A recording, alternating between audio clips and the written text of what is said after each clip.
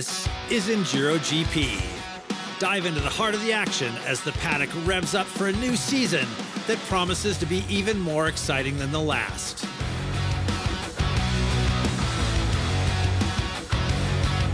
Find out what goes on behind the scenes at the Paulo Duarte FIM EnduroGP World Championship and relive the spectacle of skill and determination offered by the world's best enduro riders.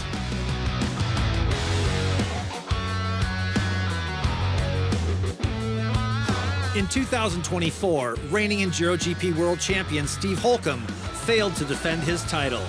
Brad Freeman made it 5 in a row in Enduro 3, and Andrea Verona took his first title in Enduro 2.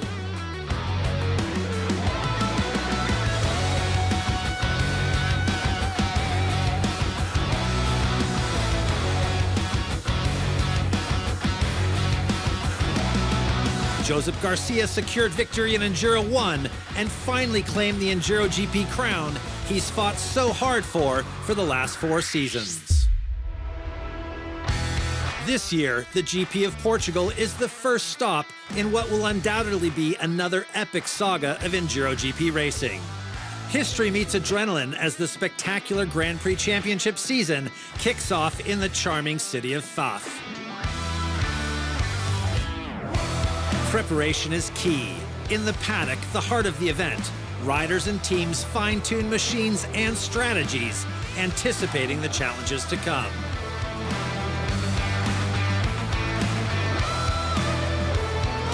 Residents young and old are thrilled to welcome the championship to one of the world's classic enduro destinations. A festive weekend awaits everyone in this magnificent locale, which is strongly connected to motorsports and the beautiful natural environment surrounding it.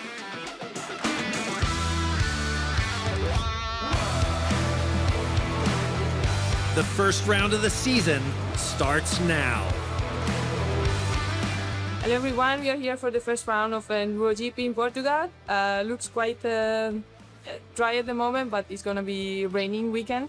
So for sure my main goal is to have fun, and I'm gonna have fun for sure. There's a great ambiance and plenty of energy at race headquarters and around the event site, with the riders, staff, and organizers all buzzing about the season opener.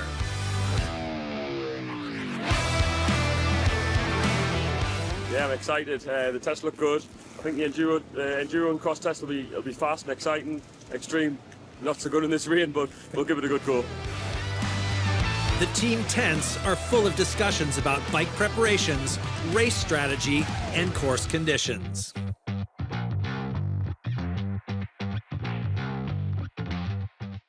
My expectations for this year are to try to finish all the races.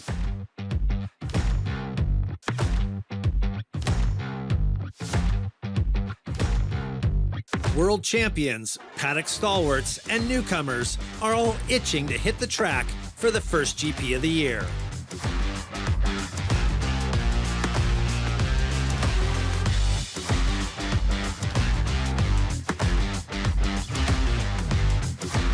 I hope I will do good.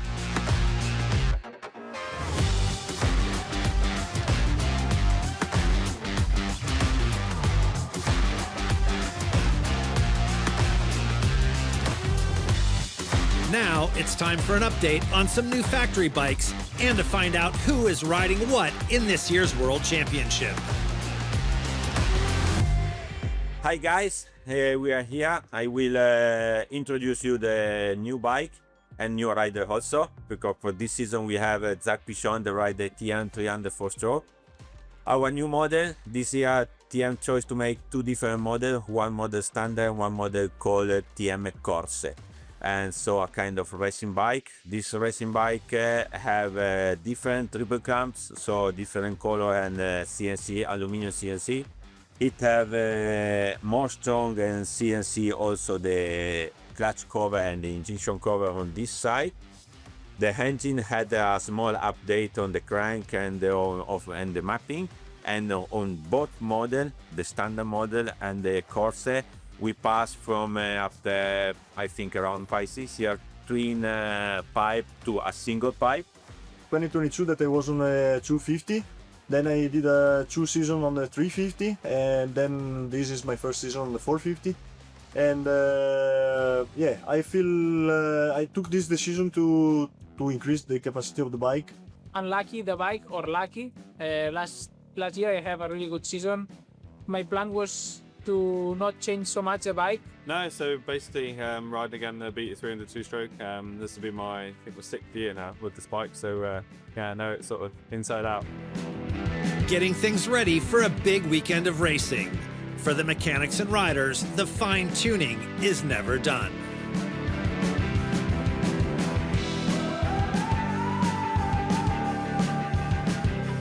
There's a new class this year, Junior Women's Enduro. Welcome to the paddock. The most important changement was the creation of a new class. So on 2025, we will have a junior woman. It means that women till 23 years old can have a class and they can develop their skills on the EnduroGP during the EnduroGP season. 5 up-and-comers have signed up for round 1 of the Expo Trade FIM Junior Women's Enduro World Cup in Portugal. Women juniors. Looks to me and to the promoter that ladies and men, they should have the same classes more or less and same rights, of course, same race.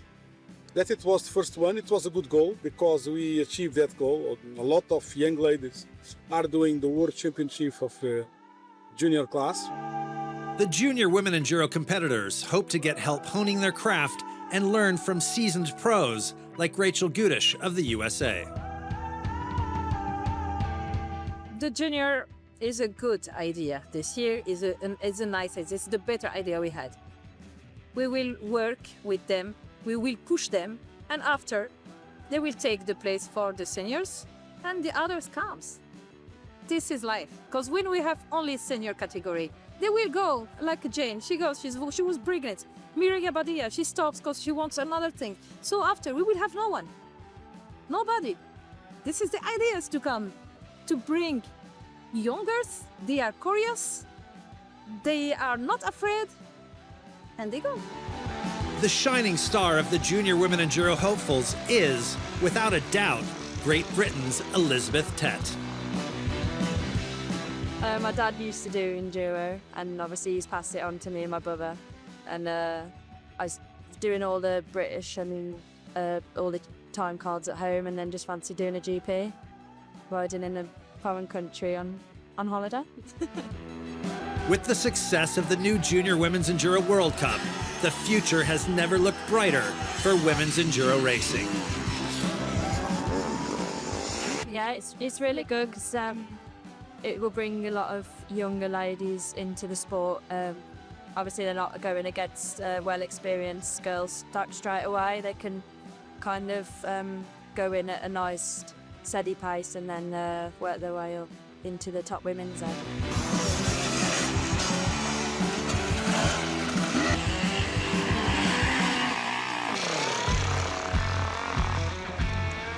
The Akrapovic Super Test is the first challenge competitors face every Friday evening of every round.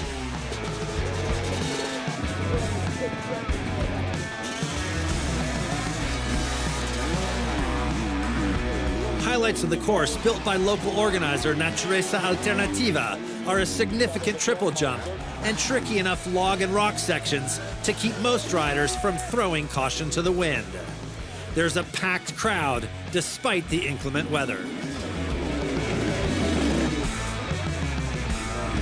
A trial by fire for some and a settling of nerves for others. The Super Test offers a glimpse of who the weekend's favorites may be. And at the season opening GP, it's also a gauge of early season form, especially for riders on new bikes.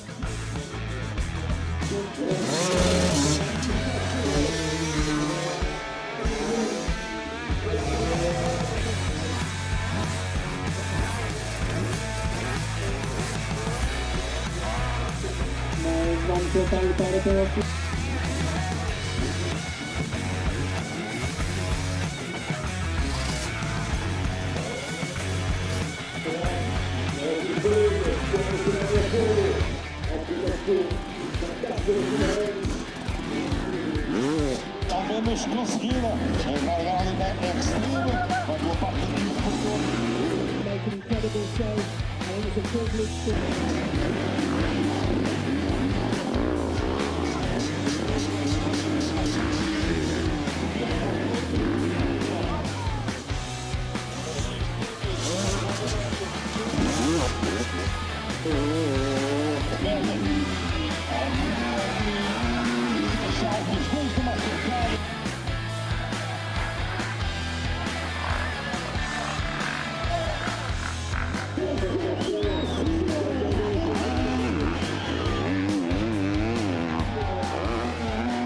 The top EnduroGP riders generally post the fastest times. But at the GP of Portugal, that was far from the case. Usually Josep Garcia and Steve Holcomb are significant threats. In Fafe, the two world champions barely finish inside the top 10, more than 2 seconds off the pace.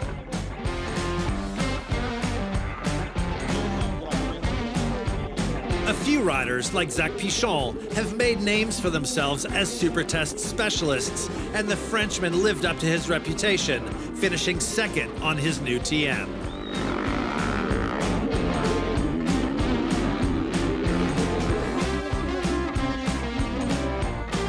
Sometimes surprises happen, like Polish Super Enduro ace Dominik Olszewski's victory in the season's first Akrapovic Super Test.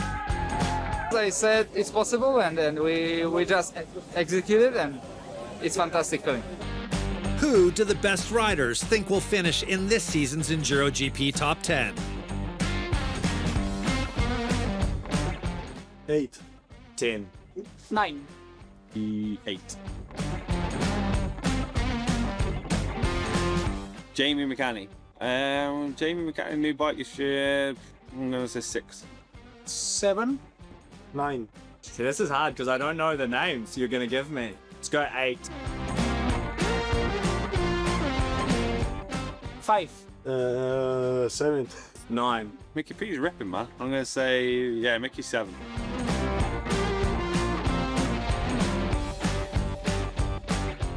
6, I will put. But it's not easy, eh? Then I'm 6, sure. Fuck Amish, I forgot about him. I'm 9. I'm sorry. That's I know I'm wrong, but I'm going to say 9.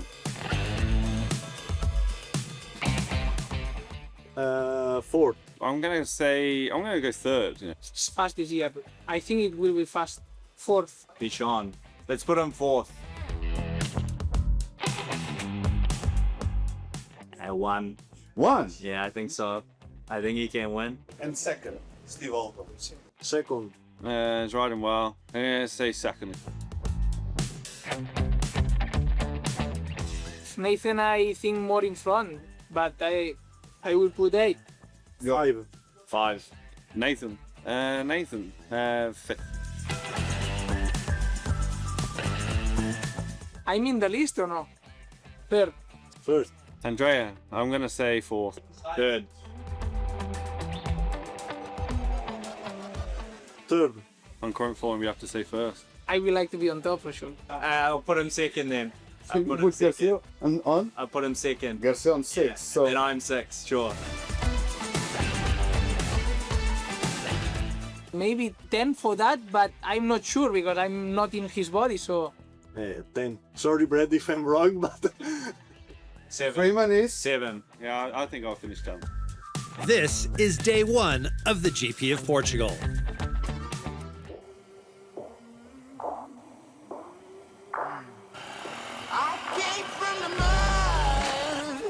Light rain falls from cloudy skies over the paddock as competitors roll through the start gate and head towards the first special test.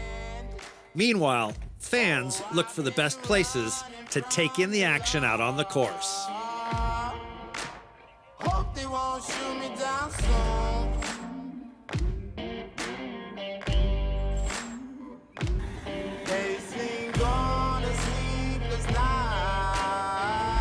Defending EGP champion Red Bull KTM Factory Racing's Josep Garcia trades off the lead all day with Honda Racing Red Moto Enduro team Steve Holcomb and Gas Factory Racing's Andrea Verona. TM Moto Buono Factory Enduro team Zach Pichon stays in contention with the 3 world champions, managing to upset the stage's established pecking order in the last lap.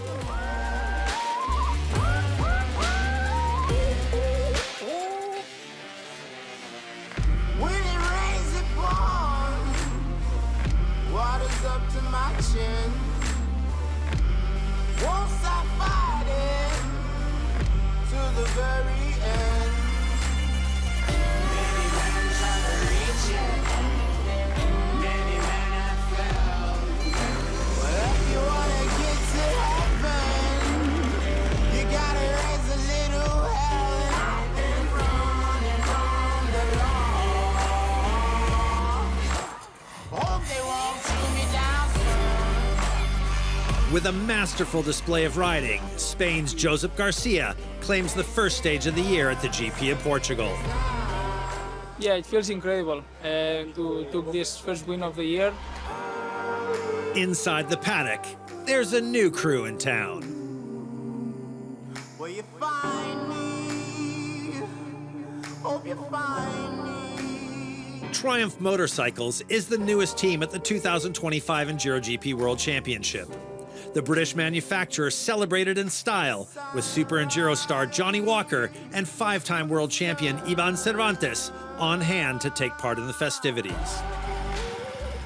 Yeah, my name is Paul Edmondson, and I'm the official team manager for the Triumph Racing factory team. It's been the talk of the paddock, I believe, for a couple of seasons now, and finally to be here in the first round of the 2025 World Enduro Championships at EnduroGP in Portugal has been a fairly historic moment for myself and the team and everybody from Triumph. We finally managed to produce the Enduro bike, which will be released this evening to the public. But as you can imagine, there's been a lot of hours and a lot of testing gone into this project from so many people. We've been working really, really hard to start the season this strong. To be honest, above my expectations, but I'm really happy. We've done a really good job over the winter, so it's really, really positive for all the group, all the team. This is day 2 of the GP of Portugal. Sunday dawned drier, making the prospect of another day of tackling the 56-kilometer course in northern Portugal's challenging terrain somewhat less tiring for the riders' minds and bodies. However, Honda Red Moto's Steve Holcomb suffers a season-ending knee injury after riding out to an early lead over the fastest group of riders from the day before. Already injured, Brad Freeman pulls out before the race even starts.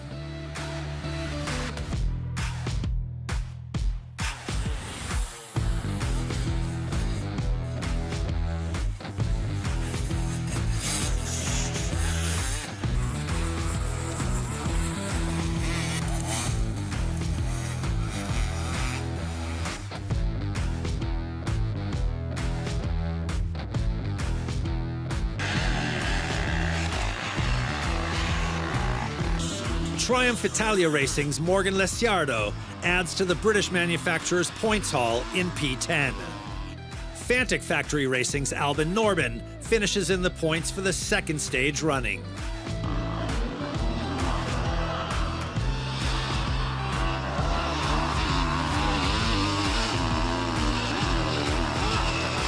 Belgium's Antoine Maguin scores again for the Sherco Factory team in P8.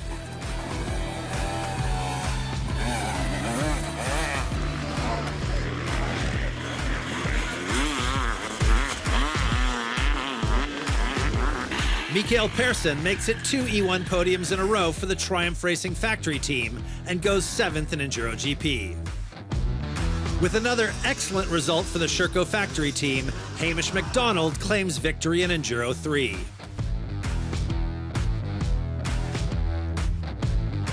In Holcomb's absence, Samuele Bernardini steps up for the Honda Racing Red Moto Enduro team, taking P5 overall and P2 in Enduro 1.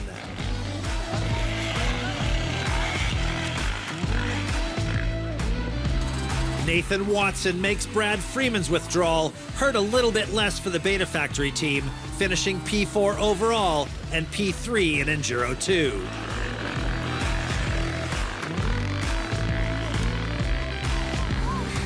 P3 in the stage, Josep Garcia can't repeat the magic from the day before, but still dominates E1 for the Red Bull KTM Factory Racing Team on his 250 EXCF.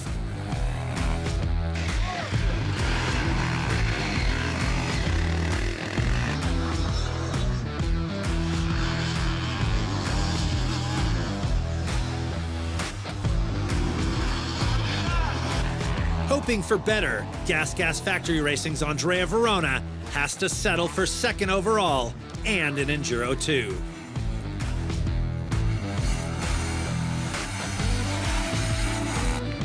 Two wins and top 3 times in all but one special is enough for Zach Pichon to claim his first ever EnduroGP stage victory in only his second day racing under the colors of the TM Moto Buona Factory Enduro team.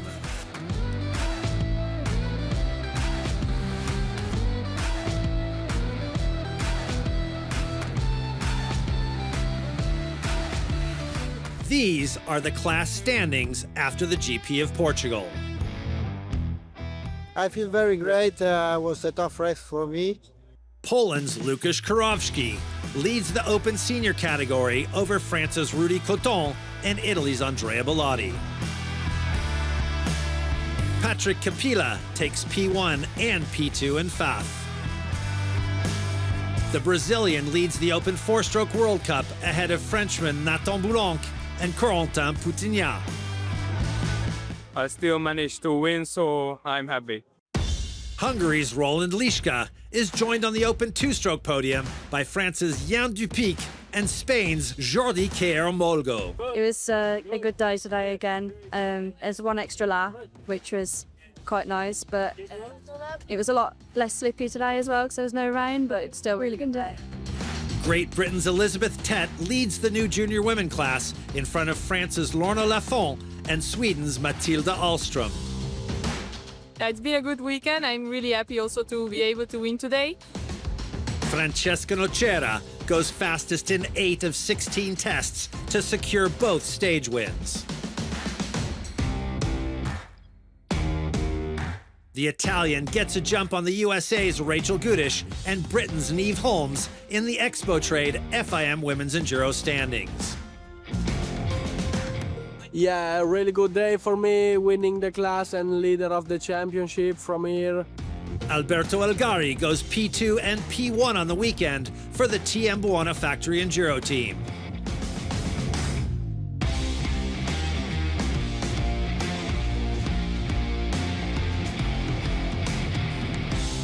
The Italian is joined on the Youth Enduro podium by France's Romain Dagnat and fellow Italian Pietro Scardina. Yeah, really good weekend for me. Super stoked with how my results were this weekend. I wasn't really expecting it. Kyron Bacon impressed last year with 2 victories from the 4 stages he raced. The Australian now stands atop the junior podium alongside France's Léo Joyon and Italy's Kevin Cristino. Yeah, happy with today. Struggled in the start, but made some changes with the bike and found a good rhythm in the end. Won a few tests, so really happy. Hamish MacDonald leads the Sherco domination of the E3 class alongside Antoine Maguin and Julien Roussali. In tune with the course and his bike, Zach Pichon, the newest member of the TM Moto Buona Factory Enduro team, delivers a standout performance. The Frenchman leads the Enduro 2 standings over Italy's Andrea Verona and Sweden's Norben Albin. Today was really good, but I tried to push and try to be there. And to be honest, really happy to fight till the end for the victory. Josep Garcia is first, Samuele Bernardini second, and Michael Persson third in E1 after round 1. I felt great. I couldn't expect better start of the season. Win yesterday in E2, second overall, my first podium, and today win overall. So no, it's an amazing weekend. The conditions were tough, the tests were tough, and I'm really happy about this weekend. I wasn't expecting for the win. I was sure my speed was good to be on the podium and fight with the guys, but not winning directly first race. But anyway, I know, yeah, my speed was good and was now better with the new bike. So I was sure it will come and happen first race, so it's even better. Pichon, Garcia, and Verona make up the season's first EnduroGP podium, with riders from 8 different manufacturers in the top 10. The first round of racing has set the bar high for the season, with plenty of suspense and stellar performances in testing conditions. EnduroGP fans don't have long to wait for more action as the paddock heads across the border to Oliana, Spain for the second stop in a season-opening doubleheader on the Iberian Peninsula. We'll see you there.